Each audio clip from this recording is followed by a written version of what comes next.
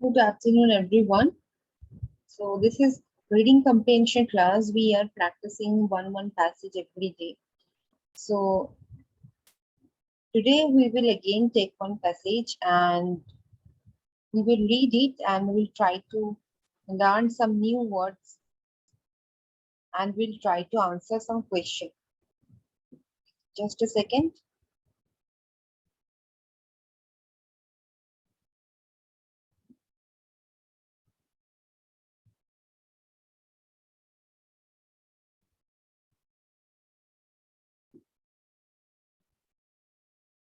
So I have taken one passage from CAT preparation from CAT exam.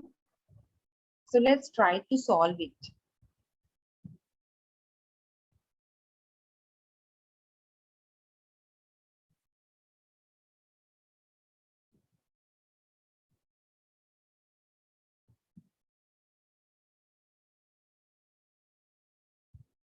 Maybe some of you will sit for CAT exam, you want to go for MBA.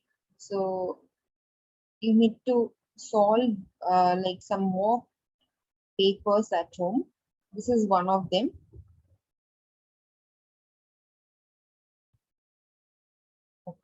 So today we will read this passage.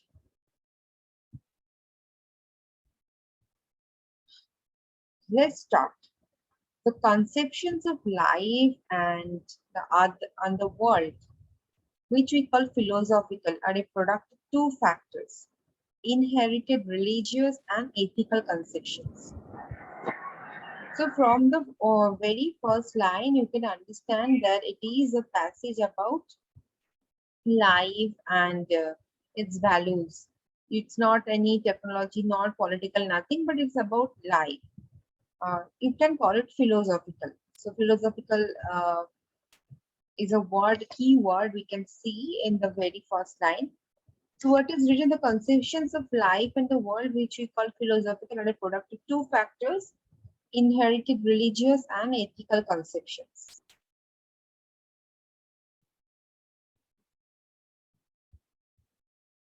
So what are the two factors? Inherited religious and ethical conceptions. The other sort of investigation, which may be called scientific, using this word in its broadest sense. So life and the world conception, like we are living in the world. So our conception of life, how we are living here, all these are we call philosophical, and it is like consists of two factors: one inherited religious and ethical conceptions, the other the sort of investigation which may be called scientific. So first one is inherited religious and ethical conception, another one is scientific. So using this word in its broadest sense, so individual philosophers have differed widely in regard to the proportions in which these two factors entered into their system, but it is the presence of both in some degree that characterizes philosophy. So philosophy is a word which has been used in many ways, some wider, some narrower. I propose to use it in a very wide sense, which I will try to explain. So if they are talking about some conceptions, the first one is religious and philosophical, which are ethical conceptions. Another one is scientific, that is like some other aspects which have. So individual philosophers have differed widely regard to the proportions in which these two factors enter into the system, but it is the presence of both in some degree that characterizes philosophy. So philosophy is a word which has been used in many ways, like some wider, some narrower. So I propose to use it in a very wide sense. Now we will discuss about philosophy in a very wide sense. Now we have got only one word, only new word. What are the new word? Ethical. Any other word? Okay. So If I ask what is the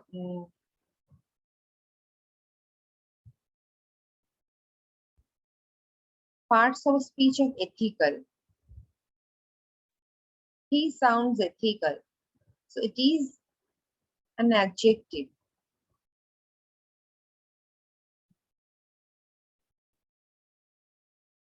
And ethical means moral, like relating to moral principles to branch of knowledge or behavioral.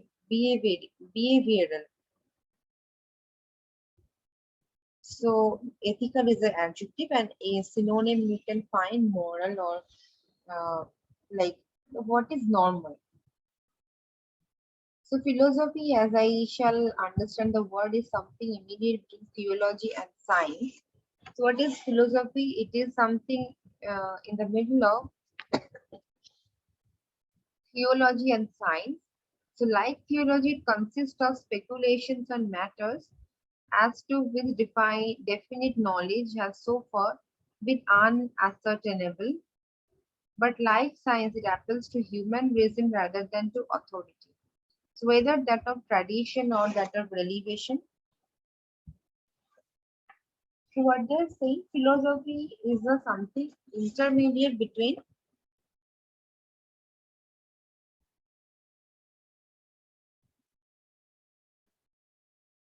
theology and science. So like theology, it consists of speculations on matters, like some doubts on matters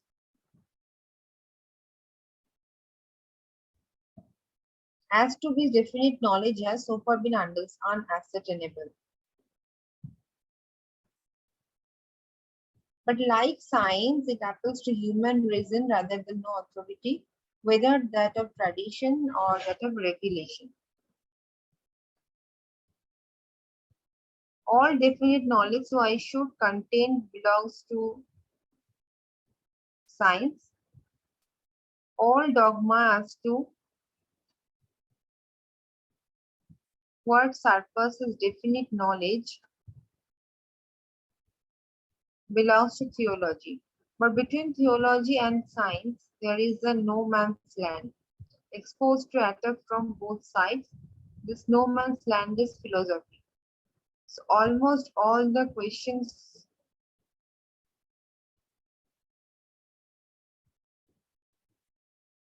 of most interest to speculative minds such as science cannot answer, and the confident answers of theologians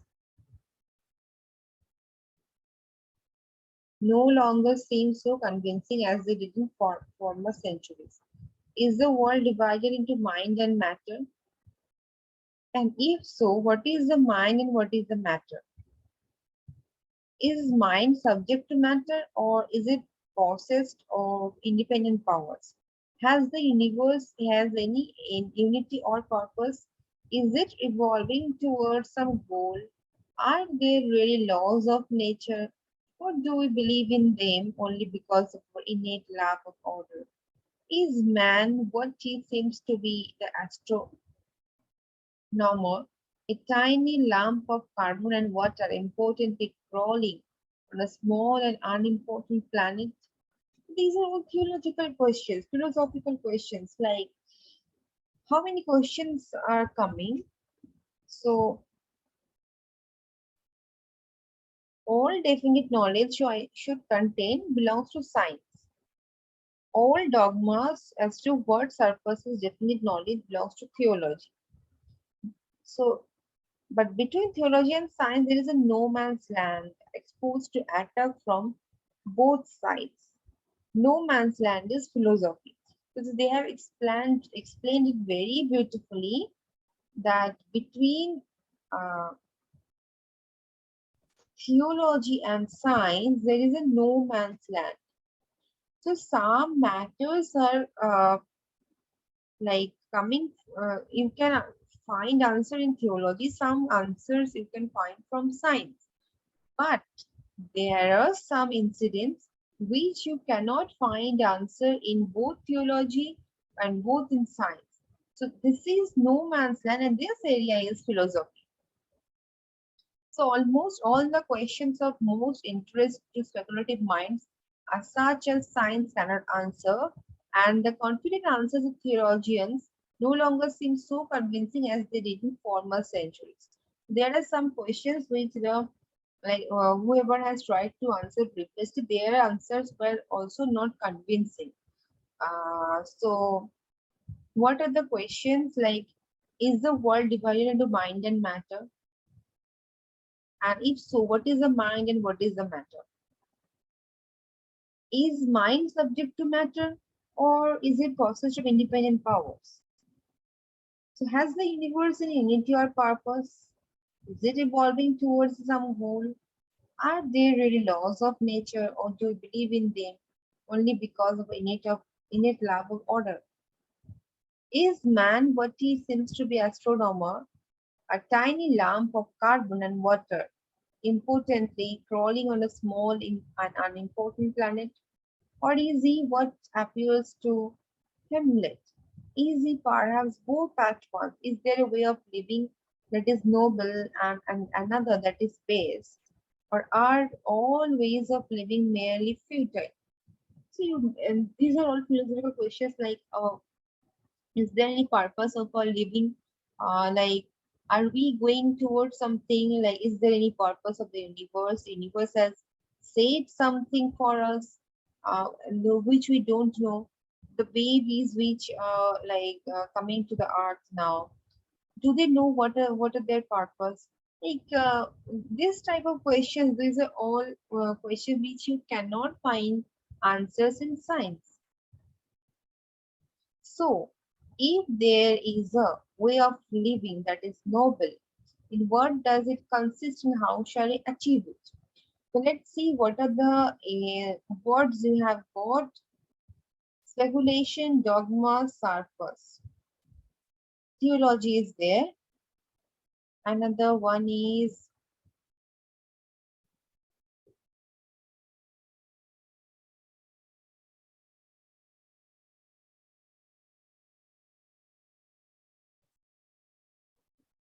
so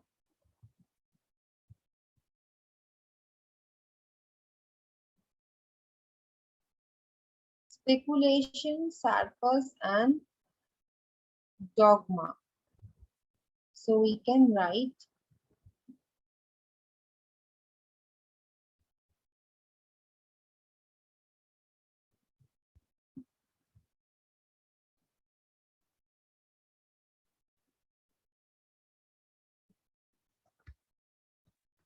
speculation, dogma,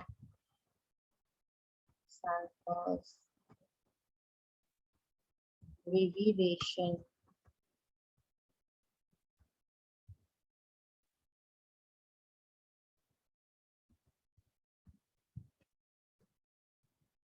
So what are the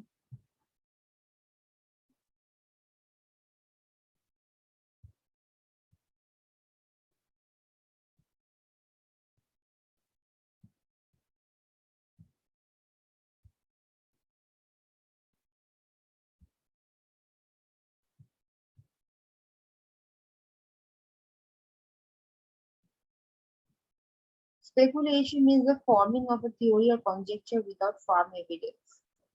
So you can write synonym, you can write conjecture.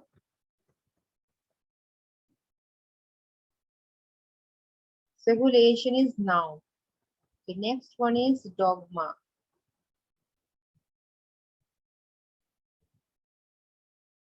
Dogma means you can write belief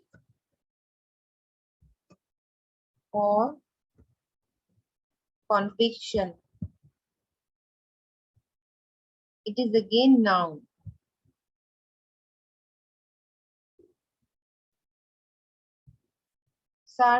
Means to excel, like become greater than, become like if you are good at something, you will surpass, you will excel there.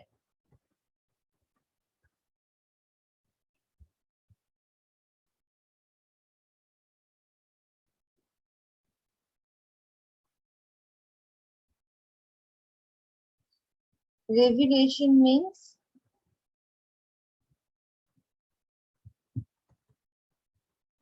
disclosure.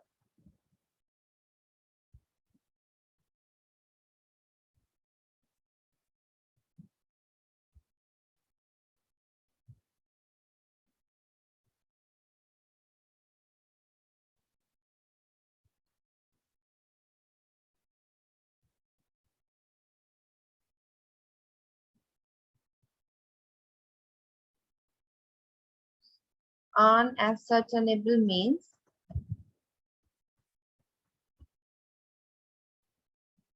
undiscoverable. Okay.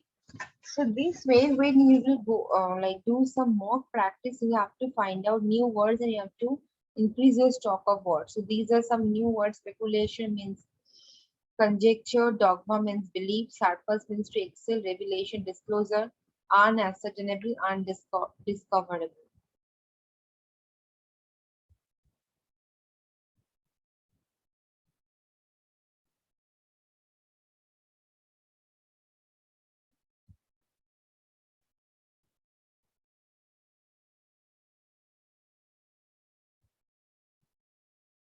So come back to the reading. So is there a way of living that is noble and another that is base? Or are all ways of living merely futile? So if there is a way of living that is noble, in what does it consist and how shall we achieve it? So must the good be eternal in order to deserve to be valued? Or is it worth seeking even if the universe is inexorably moving towards death?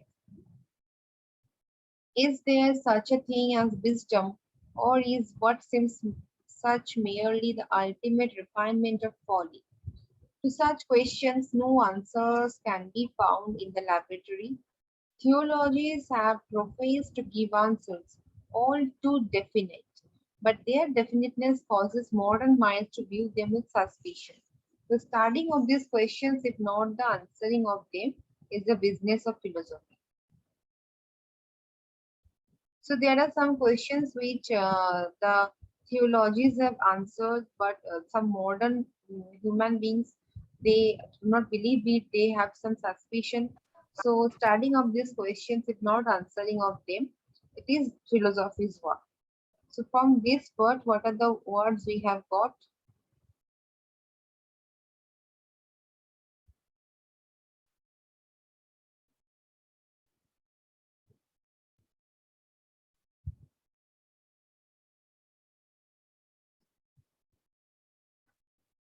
Refinement of folly,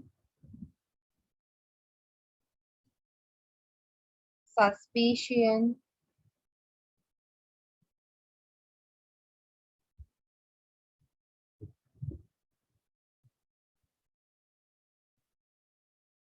futile,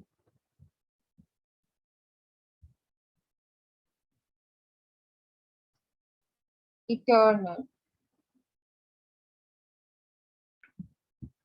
Why then, you may ask, waste time on such insoluble problems? To this one may answer as a historian or as an individual facing the terror of cosmic loneliness. So why then, you may ask, waste time on such insoluble problems? To this one may answer as a historian that or as an individual facing the terror of cosmic loneliness. Okay. The answer of the historian in so far as I'm capable of giving it will appear in the course of the work. So ever since men became capable of free speculation, their actions in innumerable important respects are dependent upon their theories as to the world and human life, as to what is good and what is evil. This is as true in the present day at any former time. To understand an age or a nation, we must understand its philosophy. And to understand its philosophy, we must ourselves be in some degree philosophers. There is here a reciprocal causation. The circumstances of men's lives do much to determine their philosophy, but conversely, their philosophy does much to determine their circumstances. So ever since men became capable of free speculation, their actions in innumerable important respects have depended upon their theories as to the world and human life, as to what is good and what is evil. So this is as true in the present day as at any former time. To understand an age or a nation, we must understand its philosophy, and to understand its philosophy, we must ourselves be in some degree philosophers. So we must understand philosophy if we want to answer that. There is here a reciprocal causation. The circumstances of men's lives do much to determine their philosophy. There is also, however, a more personal answer. Science tells us what we can know, but what we can know is little, and if we forget how much we cannot know, we may become insensitive to many things of very great importance. So, theology, on the other hand, induces a dogmatic belief that we have knowledge, where in the fact we have ignorance, and by doing so, generates a kind of impertinent insolence towards the universe. The uncertainty in the presence of vivid hopes and fears is painful but must be endured if we wish to live without the support of comforting fairy tales. So it is not good either to forget the questions that philosophy asks or to persuade ourselves that we have found indubitable answers to them. Teach how to live without certainty and yet without being paralyzed by hesitation is perhaps the chief thing that philosophy in our age can still do for those who study it. Okay,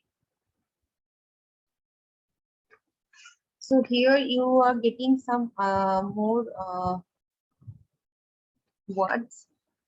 I was explaining line by line, but when you will in the exam hall, you don't like have to understand it line by line.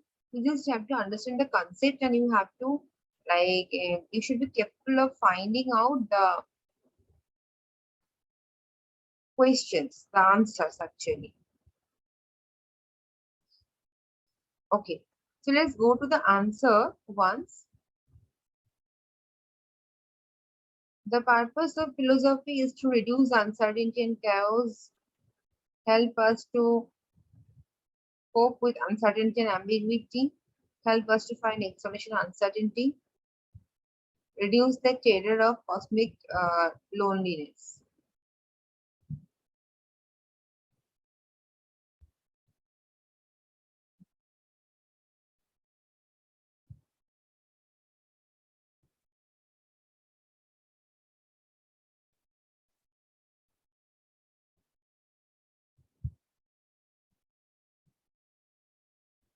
Okay, you have to find out the answer. Based on the passage, what can be concluded about the relationship between philosophy and science? Two are antagonistic.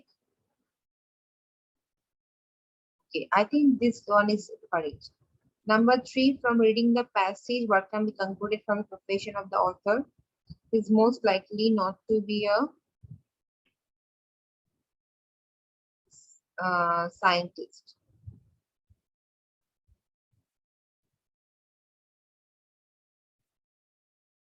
According to the author, which of the following statements about the nature of the universe must be definitely true?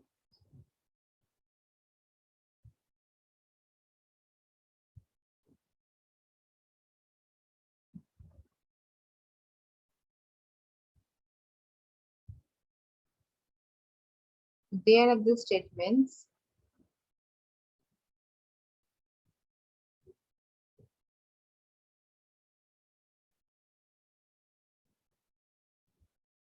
So there is nothing true. So none of the above will be the answer. So this way you have to answer the question. Next day we will do the next passage. Okay, now you may ask me if you have any question.